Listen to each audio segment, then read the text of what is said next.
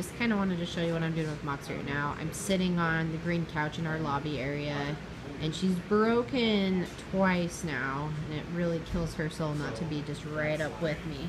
So I'm like leaning back, but really relaxed. And when I praise her, oh, that's a good girl. Oh, good, she's doing much better. When I would praise her for being good for downing, she would top right up. So, oh, good. Oh, Moxie, what a good girl, Moxie. Oh, good girl. So you saw that twitch of like, oh, I want to go over so bad. But with a couple of corrections and bringing her back to the original spot, she's staying really well now. So this is something I'm going to really encourage you to do when she comes home with you for the first little bit. Just have her this close to you, maybe a little bit closer, it's up to you.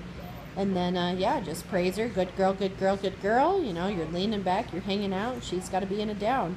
And then when you're done, you get up, you release her, all is well. And so she'll know that there's a reward at the end of this. But anyway, yeah, she's doing really good.